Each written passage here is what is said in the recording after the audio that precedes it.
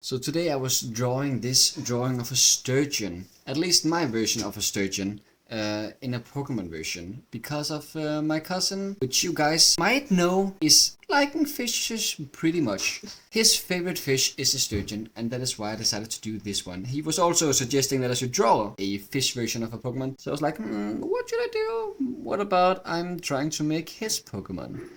So that was what I was deciding to do here. It was really a lot of fun to draw, and I've had the feeling I was getting a pretty good idea of how I was like to make it pretty fast, especially because of it can become so huge, like extremely long, and I'm like, okay, you know what? I'm gonna make a long fish. So that is exactly what I was deciding to do, and yeah, I have been deciding that I would like to make this a water steel type, because apparently if you are holding it wrong, especially as a baby, then you can cut open your flesh really easily, because of apparently they're sharp or rough in one way or another. So that's really interesting. And he was also telling me that there is a green surgeon, which is why I was making the shiny version green. And I was deciding to call this Sturlius because of, well, partly it's the end of my cousin's name, but it's also the beginning of a sturgeon. And it was a lot of fun to do, so I hope that you guys was enjoying this as much as I was. And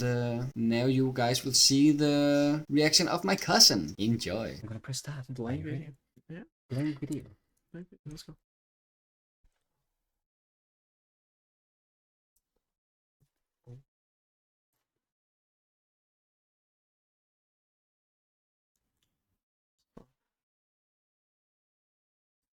The purple. Very exaggerated the scoots, and I kind of like. That's good.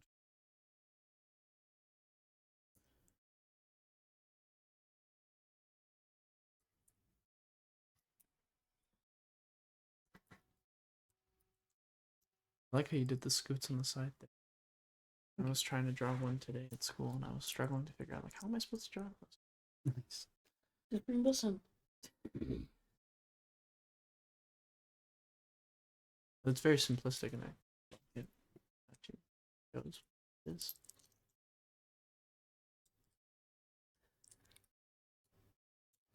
Like the scoots, they kind of look like shark teeth.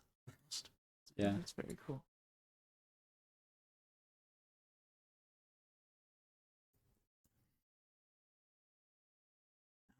Oh, those side scoots are a little more. I like what you've done with the tail. It's very like very like flowy. Thank you.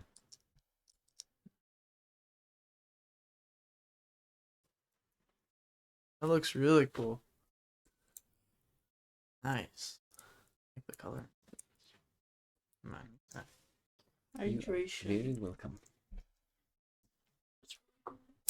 So I really like this drawing. I like the kind of the from an anatomical perspective. I like the four barbels, which is traditional for sturgeon.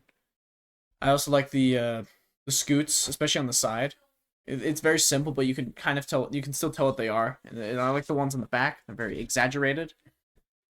And it's also the fins are very like large and kind of flowy, which makes it look a lot more. Look very majestic, probably in the water. And I really like the color scheme of it. It's very like even though it's very plain, it's not like the prettiest, most colorful thing in the world. It's pretty close to what a normal sturgeon would look like, maybe with a little more sand in it.